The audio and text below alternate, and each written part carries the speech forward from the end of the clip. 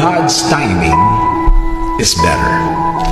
Alam mo, sa buhay natin, isa yan sa mga dapat nating mapag-aralan, lalo na sa ating relasyon sa Diyos. Kung nagtitiwala tayo sa Kanya, dapat diretso ito. Full trust, ika nga. Buong-buo at walang bawas. Hindi pwedeng may tiwala ka sa Kanya sa ibang bagay, pero sa iba, wala. O kaya, sa Kanya ang iba, yung iba sa iyo. Hindi ganun yun. At kahit kailan, hindi mag-work yun. Sa pagbigay mo sa Kanya ng problema mo, ibigay mo na ang lahat ng tiwala mo. Wala nang testing dito. Dahil hindi mo naman alam talaga kung paano gagawin ng Diyos yun. Believe me, hindi mo maiintindihan.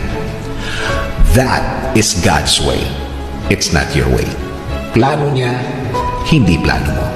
Timing niya, hindi timing mo.